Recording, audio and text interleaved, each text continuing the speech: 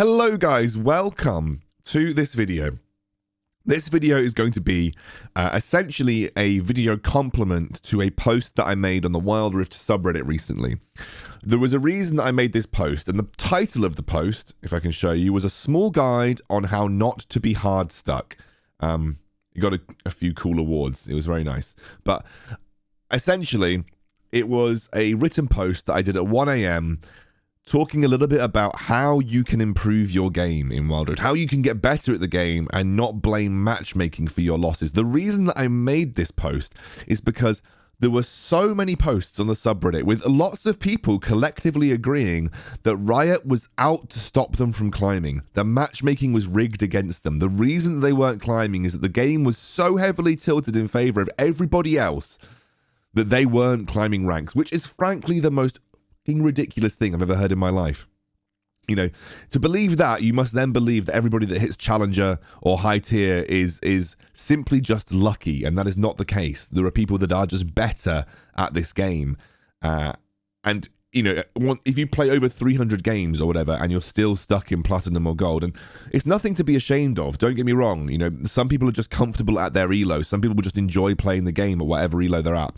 But if you're in hell bent on intent on getting better, and you think that you deserve diamond, but you've spent 400 games at gold, I tell you, it's not the matchmaking. You're doing something wrong. And I wanted to make this post to kind of look towards that and say, what can we do better? What can players do better in order to help facilitate their climbing experience? Now, before we get into it, thanks to G2A for sponsoring the channel, reference in the description below.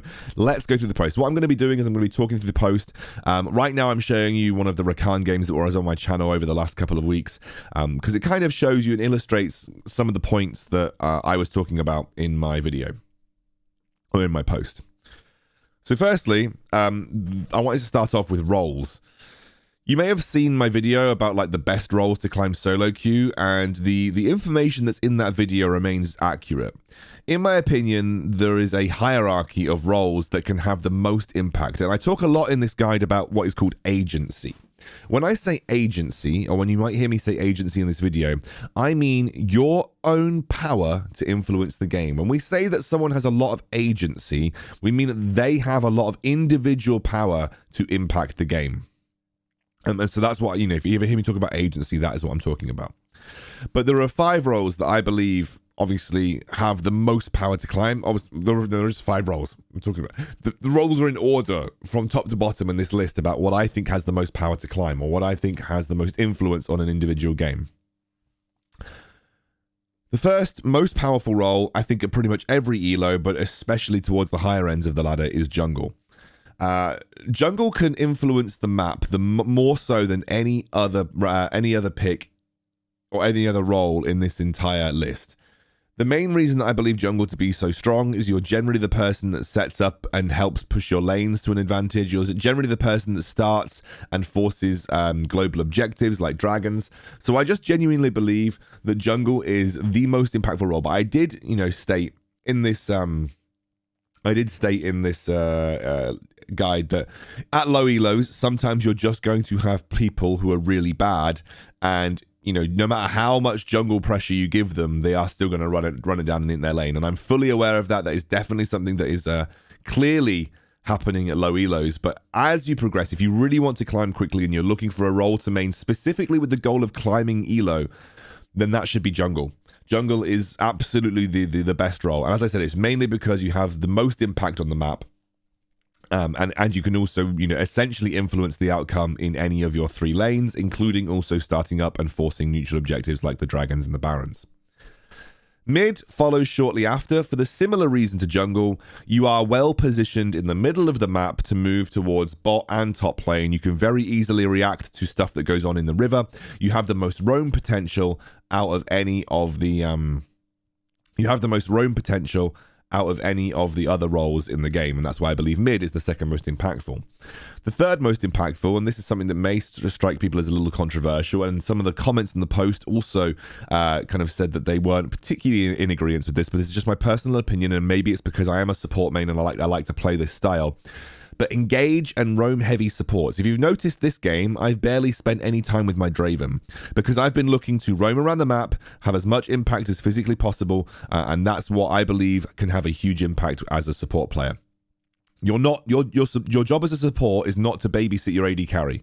Your job as a support is to help win the game. And I believe that the best way to, especially if you're playing a heavy roam support like Alistair, Braum, Rakan, Leona, is once you get to a certain point in the game, you want to ensure that you are roaming the map pretty continuously. You want to be looking for any kind of opportunity to step into a skirmish and turn the tides in your team's favor.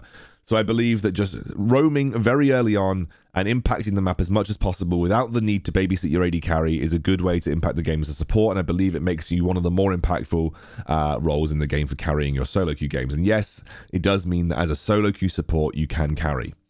The next lane is Barron Lane. The reason I think Barron Lane is a little bit lower than the other carry lanes is because it's the most removed from the early action. You're on the other side of the map to most of the early action that occurs. Split pushing isn't particularly strong as a win condition in high elo. It probably works more easily in low elo because people are not so... I don't think people are as good as understanding what to do. And I also think that, as tanks, you can have big impact as tanks, especially in team fights, but you also have to realize that you have to have the damage behind you to really help, bring that to life. And then finally, Enchanter Supports. And this is what people disagreed with. People actually really thought that they had more impact on Enchanter Supports than they gave them credit for. And I think for sure, things like Janna and Nami, you can have a lot of impact, especially from the laning phase. But my personal opinion is that you are a bit more reliant on your team as an Enchanter Support. So I think if you're permanently playing Lulu or permanently playing like Soraka or stuff, you're a bit more reliant on your team doing well. I'd say like things like, if you can get Sona to the late game, sure, of course, Sona in the late game is going to have a lot of carry potential because she's really, really strong.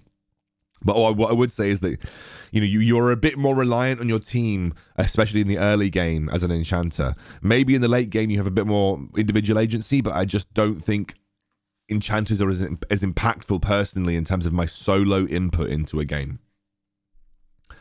And yeah, AD carry just above Enchanters. AD carries are at low elo. I think AD carries can carry really hard, especially if you're playing things like Jinx. You can just take over a game because people are not very well coordinated and they don't really know how to deal with threats. But the further up the ladder you go, the easier it is for high-level players to deal with AD carries. AD carries in a very heavy assassin meta that we have right now. So we have obviously got a quite heavy assassin meta, quite heavy crowd control meta. That makes AD carries quite hard to play, in my opinion. And I think there are a lot of really good AD carry mains who can take over, but to carry as an AD carry main, you do need to kind of take over. You do need to be very dominant in your lane. You need to get a very early advantage that you can use and work with to ensure that you are sort of at least putting a big shift in as a solo carry. AD carries have a lot of impact late game, but I feel like there is a lot of tools in the game right now, especially the current roster of very, very meta champions, to kind of make AD carries' lives a living hell, and that's why I think AD carries in general have a little bit lower impact than some of the other roles in the game. Champion pool. So, this is something that is worth talking about as well. You should want to, as wildrift matures and as you get as a better player, you should want to increase the number of champions that you feel comfortable playing. But if you're looking to climb elo, you should not be looking to have a champion ocean. You should not be looking to play every champion in existence. You should really be looking to hone in your skills and focus on a few specific champions that fill multiple roles in your role of choice. And I think I've listed in the text here some champions that I feel are good for climbing the ranks in each individual role. Feel free to read that through. I'm not gonna talk through all of them individually, but it is worth just either screenshotting or having a read. These are some champions that I do think have a lot of agency in terms of how they can impact the game in each individual role. There are clearly more than this, but this was just a little bit of a selection that I chose that I thought like lower level players might be interested in. And I did put a little note here saying, look, if you're at low level play and you're like silver or gold, and you're trying to play Yasuo, Riven, Vayne, Irelia every single game, don't expect to have the same kind of carry potential as high-level players without having put countless hours into understanding how those champions work. They are really hard champions to master. There is a reason that I played Garen pretty heavily. There's a reason that I played Garen pretty heavily to climb elo. he doesn't require a huge amount of time to get to understand, and you can play him pretty effectively with a short amount of time invested. Yeah, there are some nuances to Garen, but they're not as many as things like Aurelia and Yasuo, these high skill cap champions that are very difficult to play. But it also means that Garen doesn't have as much outplay potential, and he's quite obvious with what he wants to do. But there's a reason that I spent so much time playing Garen. Garen is a low skill champion that doesn't require a big investment to make work in his favor. And that might strike you as a really dumb way to climb, but I wanted to climb, I was interested in climbing ranks. I wanted to climb ranks as best as I possibly could. And so, as I said, for me, it's not a big deal playing a low skill champion. I'm happy to play a lower skill champion if it means that I'm learning more about how to play the game. And my big focus was learning how to play the game. Like I was more interested in learning how to play the macro game and learning how to play the map than I was about learning a specific champion. And Garen helped me do that pretty well. I think playing Garen actually helped me or helped me increase my understanding about how to play the game. Because I didn't have to spend mental energy learning how to play a champion properly. Like if I wanted to go into top lane and play Fiora, yeah, I probably would have come to a point where I was able to solo carry more often. But I think I would have spent so much mental energy trying to learn how to play Fiora that I might have not been able to spend as much mental energy learning how to play the game. And that's why Garen was actually a good pick for me, because I could spend my time thinking, how am I going to impact the map? How am I going to help my team out? Rather than, I just need to learn how to micro every single matchup that, Fiora's got, for instance. But that's just my personal opinion. Here's a couple of statements that I think are pretty important in game as well. Whenever I see people talk in chat, or whenever I watch streams, or just in general play on my Smurf, if anyone says I won my lane, GG, my team sucks, I know that they're going to be hard stuck, because winning lane does not mean winning game. It's especially in solo queue. You can do as well as you like in lane, but if your team are inting, or your team need help because they're not having the same kind of success as you, it is, you're as much to blame as them by not translating your lead into a major advantage. So that is something that you should be aware of, and you definitely should try to think about how you can impact the map. And this is why I wrote a couple of tips in terms of thinking about the game from a map perspective rather than thinking about the game from a lane perspective. The minimap's your friend. Constantly be scouting the minimap. Look for enemy icons. Where is your jungler? Where do you think the enemy jungler is? And always keep those kind of little bits of information in your head.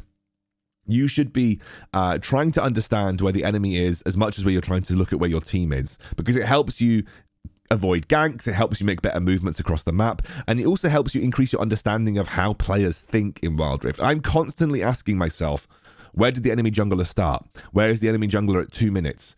Is the enemy jungler likely to be pathing towards my lane? Which scuttle crab have they done? Are they going to be wanting to go for first dragon? So does that mean I have to be careful in bot lane around the first dragon spawn time so that we don't die, etc, etc.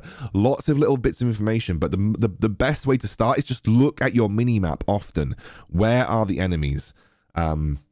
Where are your team? Where is your jungler? If you go for an aggressive play in lane and the enemy jungler ganks you, was your jungler nearby to help, or should you have been a bit more aware about where your jungler's position was?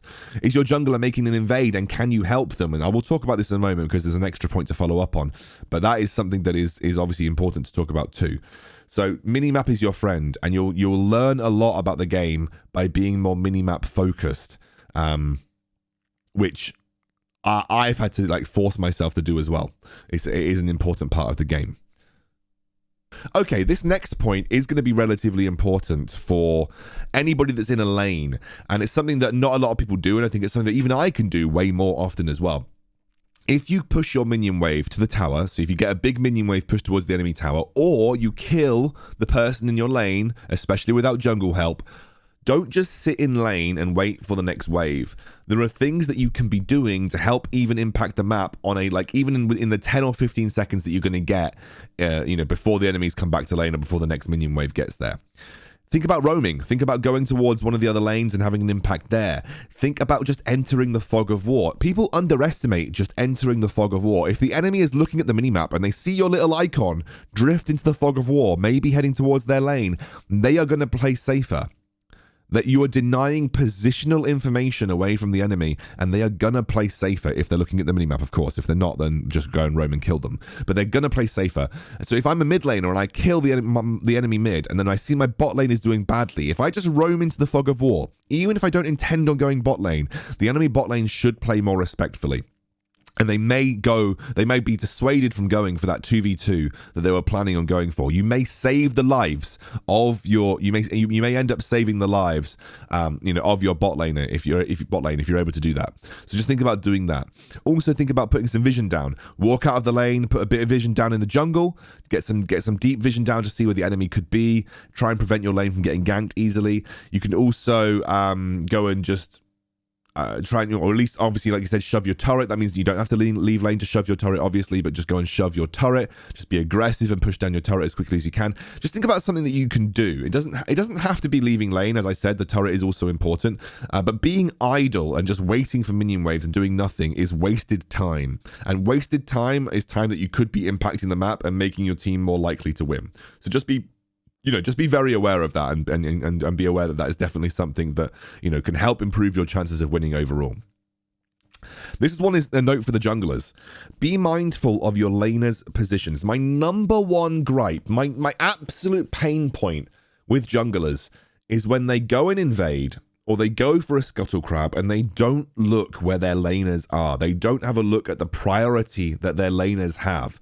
It is the number one ball ache that I have with junglers. If they go for an invade or they go for a scuttle crab fight, the enemy reacts to them because they have the priority to do so, and then they complain that their team didn't react. Look at your lanes. If your lanes are under their own towers, it means they don't have priority. They cannot leave the lane without getting into an awkward 2v2 or an awkward 1v1 or just losing a low or a crap ton of minions. Look at your lanes. If your lanes are in a good position, if they do have priority and they're pushing the enemy laners into their own turrets, make sure you communicate when you're going for an aggressive play. Make sure you're being very, very communicative about what you intend to do on the map, because it will help make things better for you overall. As a support, I've already talked about this. Don't be afraid to leave your lane and roam. It's not your job to babysit the AD carry, and you should be looking to impact the map as much as you can after the laning phase. And I consider the laning phase either to be over when you've taken the turret, or sometimes even just after the first dragon fight. That means you can still stay with your AD carry, but for me, like a roam heavy playstyle is the one that impacts the game more often than not. Objectives, you've probably heard me talk to the absolute dimes about this.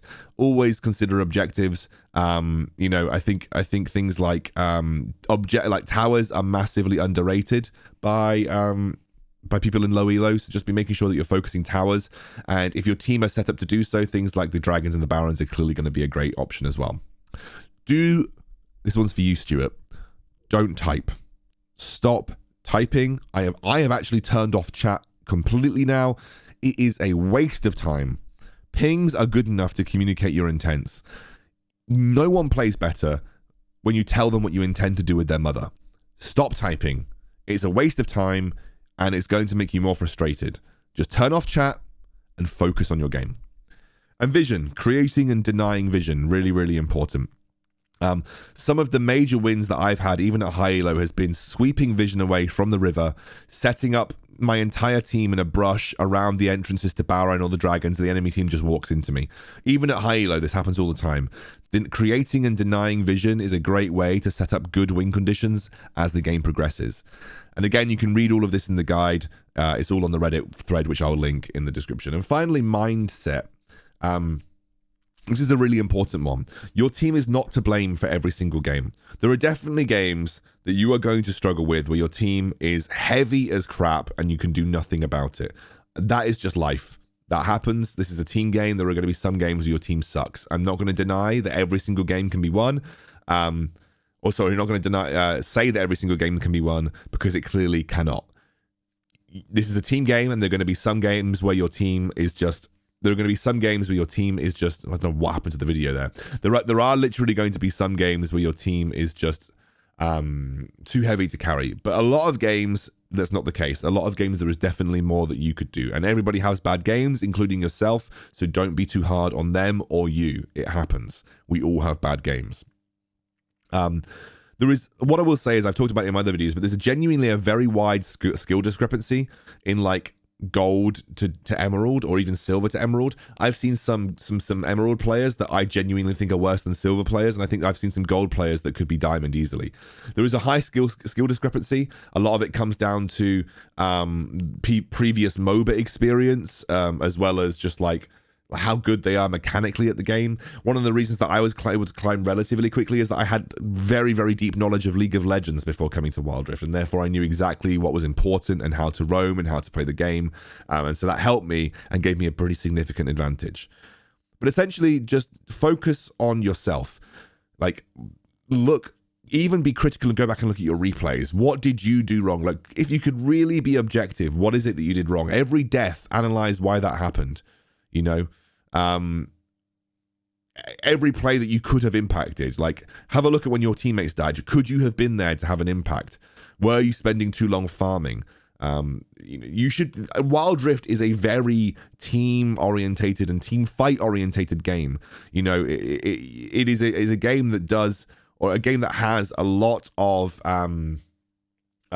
sort of impetus put on the ability to play as a 5 more often than not, and playing the game by yourself solo in a side lane is very difficult to activate a true win condition from, so just be aware of that. Right, okay, that's everything for the video. I hope you enjoyed it. If you want to read the post in more detail, you can do. It's over on the subreddit, which I'll link. I'll put the link to the actual post in the description below so you can give it a read. But it's a relatively comprehensive mini guide to understanding how to play Wildrift and be a bit more focused on your own improvement and how you can actually win the game. Cool. I hope you enjoyed. I'll see you soon.